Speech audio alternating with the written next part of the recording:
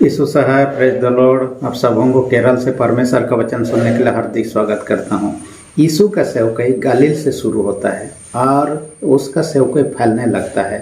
और आज के वचन मार्कुस 7 अध्याय 1 से 37 पद में हम देखने पाते हैं यीशु गैर यहूदी लोगों के बीच में पहुंचता है और उनके बीच में सेवा का काम करता है। खासकर कुछ नाम दिया गया है सूर और सैदा में से होकर, यानी सूर और सैदा में उन्होंने सेवकाई का काम किया, जो वर्तमान का हिसाब से सूर और सैदा लेबानोन देश में है, जो कि इस्राएल देश का नहीं है। और वहाँ पर तनाव बना हुआ है, कब गोली चले लोग मारेंगे इसके बारे में कुछ नहीं, परंतु वहाँ के कई लोग अभी मसीह हैं जो यीशु के समय से ही परमेश्वर के वचन को सुना यीशु मसीह के माध्यम से और मसीह में आ गए थे। दूसरा हम देखने पाते हैं डेकापोलिस के बारे में हम बीते बार भी चर्चा की थी, जहाँ 4000 लोगों को यीशु मसीह ने खिलाया था। उस घटनाओं को हम वहाँ पर देखने पाते हैं। और ये डेकापोलिस जो 10 शहर में मिलकर बनता है, इनका अलग ही शासन प्रशासन का व्यवस्था था। कहा जाता है कि ये लोग अपना लिए अलग सा कोर्ट बनाया था, अलग सा सेना बनाया था, और एक दूसरे को सहयोग करने के लिए और एक दूसरे से उत्थान के लिए एक अलग प्रकार का कॉइन या सिक्का का इस्तेमाल किया था, जिसको अपने क्षेत्र में इस्तेमाल करते थे। जो भी रहा, ये 10 शहर आज अलग अलग देश में है। कुछ शहर जो कि जॉर्डन देश में है, कुछ शहर इस्राएल में है, कुछ शहर सीरिया में है। जैसे कि आप लोग जानते हैं कि फिलाडेल्फिया का नाम आता है इस 10 शहर में। ये अब देखिएगा कि जॉर्डन देश में आता है। और आप देखिएगा यहाँ पर दमिश्क का नाम आता है, जो कि सीरिया देश में आता है। इस प्रकार अलग अलग देश में वो 10 शहर आ जाता है अब भी।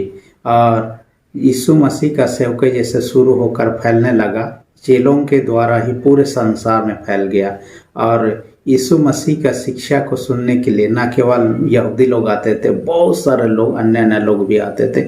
यहाँ भी आप देखने पाते हैं भीड़ के भीड़ लोग आए हुए हैं और यीशु के बातों को सुनना चाह रहे हैं। माने कि एक ऐसा व्यक्ति भी लाया गया जो व्यक्ति बहरा था, सुन नहीं सकता था, साथ ही हकलाता था, बोलने में हकला के बोलता था। माने पूरी गूंगा तो नहीं बोल सकते हैं, लेकिन बोल नहीं सकता था। लेकिन जो व्यक्ति दूसरों से सुनता ही नहीं था, वो कैसे बोलता था हमें नहीं पता है। लेकिन जो भी रहा, लेकिन उसमें कुछ समस्या था, बीमारी था। लेकिन परमेश्वर ने, यीशु मसीह ने उनको चंगाई दिया। उसको क्या किया, उनके पास आने के बाद उनको अलग से ले गया, उनके कान में उंगली सब डाला, उसके बाद उसका जीभ को छुआ और खुल जा कहा, और वो व्यक्ति सुनने लगा, वो व्यक्ति बोलने लगा। ना केवल बोलना शुरू किया, यीशु मसीह के बारे में लोगों को बताना शुरू किया। हालांकि यीशु मसीह ने उनको बताने के लिए मना किया था, लेकिन फिर भी वो लोगों को जितना उन्होंने मना किया तो उससे ज़्यादा बताने लगा। और यहाँ पर इस घटनाओं को हम देखने पाते हैं, लोगों ने कहा जो कुछ हुआ सब अच्छा हुआ। यीशु मसीह जहाँ है, यीशु मसीह जो काम करता है अच्छा ही होता है, वहाँ बुरा कुछ नहीं होता है। इसलिए आपके जीवन यीशु मसीह है तो अच्छा ही होगा, भली बातें ही होगा। आज का वचन का देखने पाते हैं। आज का वचन का शीर्षक मैंने रख दिया यीशु का चंगाई स्पर्श। मैंने लग दिया यीशु का चंगाई स्पर्श। इसके अंतर 3 पॉइंट पर हम चर्चा करें। सबसे पहला पॉइंट हम देखेंगे चंगाई स्पर्श के लिए यीशु पास आना। चंगाई स्पर्श के लिए यीशु पास। देखिए, स्पर्श करने से किसी को छूना और टच करना को कहा जाता है स्पर्श। यदि दूर रहेगा तो हम किसी को टच नहीं कर सकते हैं। यीशु मसीह उस व्यक्ति को जो चंगाई पाया तब टच किया जब उसके पास में था, यानी कि वो व्यक्ति खुद से नहीं आया, उसके प्रियजनों ने, उसके शुभ चिंतकों ने उससे लेकर आया। क्योंकि यीशु के बारे में उसको सुना ही नहीं देता था कि यीशु क्या बोलेंगे या क्या बोल रहा है, कोई दूसरे के बातों को सुन ही नहीं सकता था। ऐसे में यीशु कहाँ पर है, क्या कर रहा है और चंगाई कर सकता है नहीं कर सकता, उसके बारे में उनको जानकारी नहीं था। लेकिन उनके प्रियजनों को विश्वास था, यदि इनको यीशु के पास लाया जाए वो चंगाई प्राप्त करेगा, ये विश्वास था। इसलिए वे लोग, उसके शुभ चिंतक, उनको यीशु के पास लाते हैं।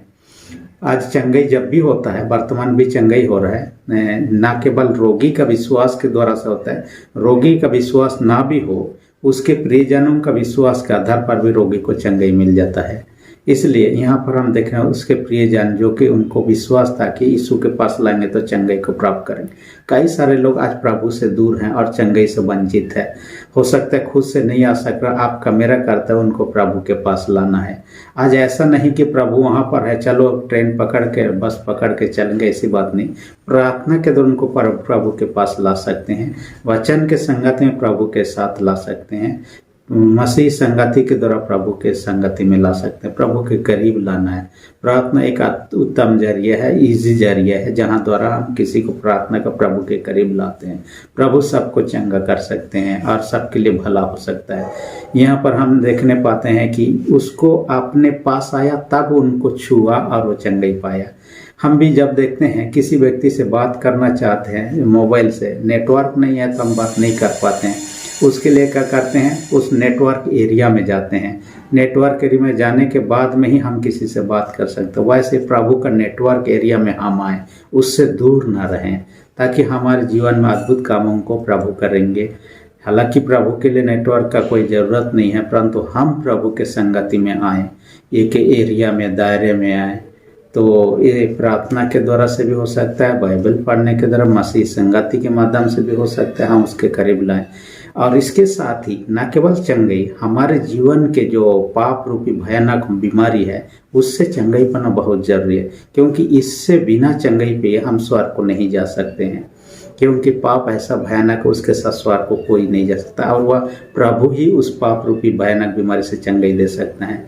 बाइबल तो साफ साफ बताता है कि पहला जो 1:7 यीशु का लो हमें सब पापों से शुद्ध करता है, हमें शुद्ध होना है। अब देखिएगा, जब दुनिया में कोरोना वायरस था, लोगों ने वैक्सीन लेना शुरू किया, और वैक्सीन जब कोई नहीं लिया है, विदेश जाना चाहता है तो विदेश जाने से उनको रोक दिया जाता था, क्योंकि वैक्सीन का सर्टिफिकेट उनको दिखाना पड़ता था। वैसा ही है, मैं भी अपने झारखंड से उड़ीसा आ रहा था अपने कार में, बॉर्डर में पुलिस ने मुझे चेक दिया उस समय जब कोविड-19 था, और मुझे कहा कि आपके पास वैक्सीन का सर्टिफिकेट है। मेरे पास लिया हुआ एक सर्टिफिकेट था, एक ले लिया समय, उसको मैंने दिखाया, उन्होंने अंदर घुसने दिया, यानी कि बॉर्डर में आगे जाने दिया। पता नहीं जिनके पास वैक्सीन का सर्टिफिकेट नहीं था उनको जाने दिया कि नहीं दिया, मुझे नहीं पता, मैं अकेला था और मुझे पास था, मुझे घुसने दिया। वैसे ही हम जब यीशु के लहू से शुद्ध नहीं हुए रहेंगे उस पाप रूपी भयानक ये से, तब हम उस स्वर्ग राज्य से भी वंचित हो जाएंगे। न केवल शारीरिक चंगाई, उससे भी चंगाई पाना बहुत जरूरी है। इसलिए यीशु के संगति में, यीशु के नेटवर्क में आना बहुत जरूरी है। दूसरी विशेष बात जो कहता है, और यीशु के नेटवर्क में आने के लिए यीशु का निमंत्रण है। मत्ती 11:28 में कहता है, हे सब परिश्रम करने बहुत से दबे हुए मेरे पास आओ, मैं तुम्हें विश्राम दूंगा। उसने बुलावा किया है, न केवल किसी पर्टिकुलर जाति के लोग, सारे संसार के लोगों के लिए निमंत्रण है। दूसरी विशेष बात कहता है, जो यीशु के चंगे स्पर्श के माध्यम से कहता है, सुनने और बोलने में सक्षम बनाता है। जो यीशु का चंगे स्पर्श बोलने और सुनने में सक्षम बनाता है। वो व्यक्ति जब यीशु तक नहीं आया था तब तक बोल नहीं पाता था, सुन नहीं पाता था, लेकिन यीशु के पास आने के बाद में क्या किया, वो बोलना सुनना सक्षम हो गया। यानी कि वो व्यक्ति क्यों वो इस प्रकार का बीमारी पड़ा था हमें नहीं पता, उसके माता पिता ने पाप किया था या क्या वो नहीं पता, लेकिन प्रभु की महिमा तो यहाँ हो रहा है, और प्रभु की महिमा के लिए उसका इस्तेमाल प्रभु कर रहा है। और जो भी कारण हो, आज हो सकता है इस प्रकार की बीमारी है तो प्रभु के करीब हैं। हाँ, बीमारी में नहीं है तो भी देखिए आत्मिक रूप से आज भी कई लोग बहरा हैं, उत्तम बातों को, बाइबल की बातों को, प्रभु की बातों को, शुभ संदेश को सुनना नहीं चाहते हैं, क्योंकि आत्मिक रूप से बहरा है। वे लोग आत्मिक बातों को सुनना नहीं चाहते हैं, नहीं सुन पाते हैं। इसलिए आत्मिक रूप से सुनने के लिए प्रभु के पास आना ही है, और प्रभु के आसपास आएंगे तो हमारा आत्मिक के कान खोले रहेंगे, तो हम आत्मिक बातों को सुनने के लिए इंटरेस्ट होगा, इच्छा होगा। आज इच्छा नहीं हो रहा है तो समझिए कि हमारा आत्मिक कान अब भी बहरा अवस्था में है। इसलिए प्रभु के पास आए इस बहरापन से। साथ ही बोलने में, कई बार प्रभु की गवाही देने, प्रभु की महिमा करने, प्रभु के बातों को लोगों को बताने में हम हिचकिचाते हैं, क्योंकि अब तक हम हो सकता है गांठ बंधा हुआ, इसमें गांठ बंधा हुआ था जिनके कारण से बोल नहीं पाते। हमारा आत्मिक गांठ बंधा हुआ रहेंगे तो हम प्रभु की महिमा नहीं कर सकते, प्रभु का धन्यवाद नहीं कर सकते, प्रभु का गवाही नहीं दे सकते हैं। इसलिए उससे भी छुटकारा पाना बहुत जरूरी है, और प्रभु ऐसा करने में सक्षम है। और उन्होंने क्या किया, उस व्यक्ति को भीड़ से अलग ले लिया ताकि उनको छू सके, क्योंकि उससे बातें करेगा तो सुन नहीं पाता है, तो वो क्या यीशु बोल रहा नहीं समझ पाएगा। इसलिए उन्होंने क्या, उनका उंगली डाला कान में और मुंह का जीभ को उन्होंने पकड़ा। ये उस प्रकार का तरीका था जो वो व्यक्ति समझता था, उससे बातें करने का एक जरिया था, और ये उस प्रकार की एक काम था जो परमेश्वर ने सृष्टि के समय जब आदम को बनाना चाहा, अपने हाथ का इस्तेमाल किया। बाकी दिन पहला दिन ये हो जाए, दूसरा दिन ये हो जाए, तीसरा दिन हो जाए, बोलते गया। लेकिन जब मनुष्य को बनाने की बात है, अपने हाथों का इस्तेमाल किया, मिट्टी लिया, उससे आदम को बना, उसने जीवन का सांस फूंक दिया। जैसा अपने हाथों का इस्तेमाल किया, यहाँ हम देखने पाते इस व्यक्ति का भी इस्तेमाल चंगाई के लिए हाथों का कर रहे यीशु मसीह, और एकांत में उसको ले गया ताकि दूसरे लोग टच करे उसको ना महसूस करे, यीशु टच करे उसे महसूस करे। दूसरे लोग कुछ बोले उसे ना सुने, परंतु यीशु जो बोल रहा है उसे सुने। और इब्ता बोलता है यीशु मसीह, खुल जा, सब चीज खुल गया। आज भी एकांत में प्रभु से जीवन या समय व्यतीत करना बहुत जरूरी है। प्रार्थना के लिए, बाइबल पढ़ने के लिए, प्रभु के संगति में व्यतीत करने के लिए एकांत में, जैसे प्रभु उनको एकांत में ले गया और कुछ समय उनके साथ रहा, उनको चंगाई दिया। आज भी आपको मुझे चाहिए कि एकांत पर प्रभु के लिए समय देना है, और उन प्रभु के छूने के द्वारा, स्पर्श के द्वारा ठीक हो गया। मैं बीते दिन में पढ़ रहा था एक घटना के बारे, अमेरिका की घटना। एक महिला जो वर्तमान में वो पास्टर के रूप में सेवा करती है, जिसका नाम है डेलिना नॉक्स। ये डेलिना नॉक्स क्या किया, गॉस्पेल सिंगर थी, प्रभु के महिमा के गीतों को गाती थी। एक दिन क्या हुआ, क्रिसमस का दिन में अपने कार से घर वापस आ रही थी, और क्या हुआ कि एक मतवार ड्राइवर जो है गाड़ी को एक्सीडेंट करा दिया, जिनके कारण से उनका पैर जो है लकवा मर गया। माने वो हिल डुल नहीं सकता था। उस दिन के बाद में व्हील चेयर में बैठा रहता, कोई ठेल ठाल के उसको लेता लाता, कमर से नीचे तरफ कुछ भी हलचल नहीं होता था। ऐसे 23 साल की उम्र में इस प्रकार का एक्सीडेंट हुआ, और 23 साल ऐसे ही गुजर गया। 23 साल गुजरने के बाद में एक पास्टर एक दिन उसके लिए प्रार्थना किया। पास्टर का नाम था नाथन मॉरिस। ये नाथन मॉरिस क्या किया, उस लेडी के सामने आया और उस लेडी का पैरों को हाथों से छुआ और उनके लिए प्रार्थना की। जैसे छुआ, प्रार्थना किया, उनके पैरों में बिजली चमक आ गया, और बिजली का करंट आने के बाद में वो हलचल होने लगा, वो चलने उठने चलने लगे। उस दिन के बाद में वो ठीक हो गई, और प्रभु का सेवकाई जो पहले कर रही थी बेहतर तरीके से और करने लगी। हालांकि वर्तमान में वो एक बिशप की पत्नी है। जो भी रहा, प्रभु महिमा उसके जीवन का दर, उन्होंने स्पर्श, प्रभु का स्पर्श को महसूस किया, चंगाई को पाए। प्रभु के सर में से शक्ति निकलता था, इसलिए न केवल प्रभु को छूना चाहते थे, प्रभु का ड्रेस जो पहनता था उसको भी छूकर चंगाई होना चाहते थे।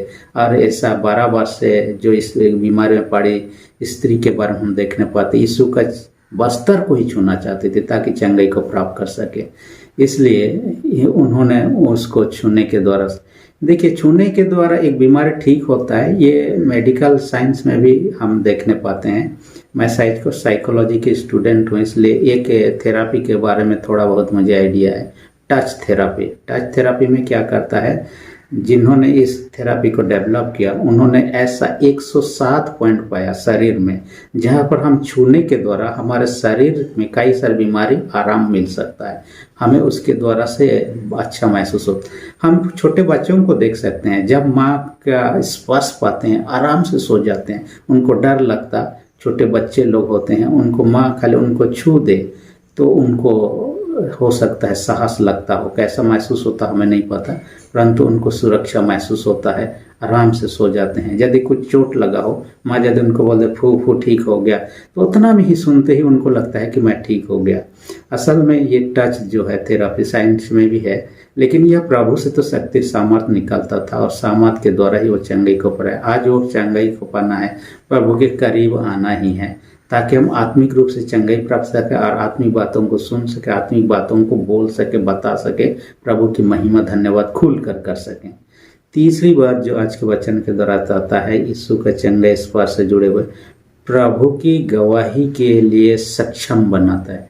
यीशु का स्पर्श क्या करता है, साक्षी देने के लिए सक्षम बनाता है।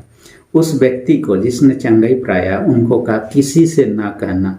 असल में यीशु क्यों उसको मना किया था किसी से ना कहना? असल में यीशु मसीह लोगों को शिक्षा देना चाहता था। इस दुनिया में क्यों आया? लोगों को बचाने के लिए। चंगाई ही सिर्फ दिन रात करते रहेंगे, लोगों को यीशु का आने का उद्देश्य को उनको मालूम नहीं होगा। इस कारण से उनको चाहता था कि न बताएं, लेकिन उन्होंने बता कैसे छुपा सकता था इतनी बड़े बातों को, जो जन्म से वो बोल नहीं सकता था, अब बोलना शुरू किया है, उनको बोलने से कैसे रोका? उन्होंने सब तरफ बता दिया और सब लोग जान गए, लोग के भीड़ आने लगे। और ऐसे कारण से यीशु को कई बार शिक्षा देने में डिस्टर्ब होने लगता है, इस कारण से उनको मना किया था। लेकिन उन्होंने प्रभु की महिमा के लिए लोगों को बताना शुरू किया। ये गवाही है उनके जीवन में, जो प्रभु ने किया लोगों को बताना, यही गवाही है। और गवाही देने के लिए आज सक्षम बनाता है यीशु का समझ से, यीशु का स्पर्श से। और ऐसे कई लोगों का जीवन को बाइबल देखने पाते हैं जिनका जीवन को प्रभु ने छुआ और बदल गया। पौलुस उनमें से एक था, जिनका नाम साउल था। वो लोगों को तड़पाने वाला, सताने वाला व्यक्ति था, लेकिन प्रभु ने जिस दिन उसको दर्शन दिया, जिस दिन उसको छुआ, उस दिन के बाद उनका जीवन बदल गया और अंत तक प्रभु के लिए जीने मरने के लिए वो सेवा का काम करता रहा। ऐसे ही जीवन के बारे में कभी आपने सुना होगा, सामुएल मोरिस प्रभु का एक सेवक था। ये लाइबेरिया में जन्मा था। एक बार क्या हुआ, उसके पास पैसा नहीं था, लेकिन जहाज के अधिकारियों के अनुग्रह से लाइबेरिया से न्यूयॉर्क अमेरिका जाने के लिए जहाज में बैठ गया। उस जहाज 35 दिन का यात्रा था। उन्होंने कहा जहाज में जितना भी काम होगा उसको काम कीजिए, आपको खाने के लिए दिया जाएगा और आपको ले जाएंगे उस देश में। वो राजी हो गया, लेकिन काला आदमी था, ये गुलाम आदमी था, गुलामी में बेचा जाता था और वो व्यक्ति था। इस कारण से लोग उसको घृणा करते थे जो जहाज में बैठे हुए थे। यहाँ तक कि मलेशिया की एक पति पत्नी ने उनको मारने के लिए चाकू से हमला भी किया था।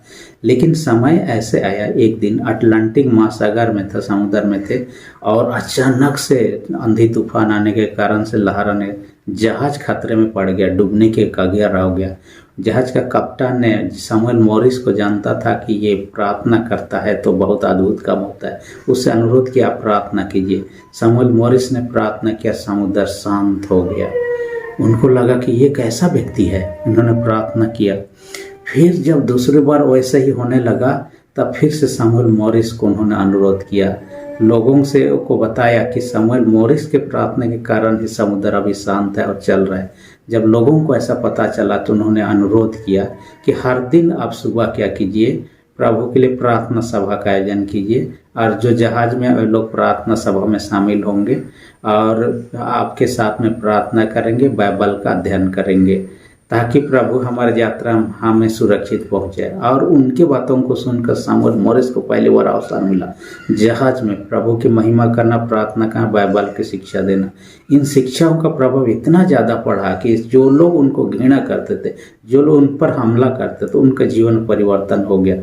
जब वो वहाँ जहाज से उतरा और जिनके पास जाना था, इनके पास में पैसा नहीं था, बिना पैसा के जा रहा था। ये लोग जो यात्री लोग थे जिनके बीच में जाकर सेवकाई किया था, वे लोग उनको मदद किए ताकि वहां पहुंच सके।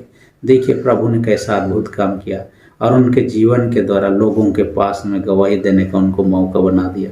प्रभु का स्पर्श से संभव होने पाए। आइए प्रभु से यदि दूर है प्रभु के करीब आए, ताकि प्रभु का स्पर्श, चंगे स्पर्श आपको मुझे प्राप्त हो और प्रभु की महिमा हमारे जीवन के द्वारा होने पाए। परमेश्वर वचन के सबों का अधिक से आशीष दे, आमीन। हम प्रार्थना करें। सेनाओं के जीत पिता, धन्यवाद देते हैं आज के वचन का हमसे बातें कि हर एक सुनने वाले छोटे बड़े सबों को स्वर्ग आशीष से भर दे। जो लोग बीमार उनको यीशु के नाम से चंगाई दे, जिनका विश्वास कमजोर उनका विश्वास को दृढ़ मजबूत कर। प्रार्थना यीशु के नाम से मांगते हैं, आमीन। यदि अब तक आपने मेरे चैनल को सब्सक्राइब नहीं किया है, इसी घड़ी सब्सक्राइब बटन को दबा करके सब्सक्राइब कर दीजिए। वीडियो अच्छा लगे तो लाइक बटन को भी दबा दीजिए। धन्यवाद।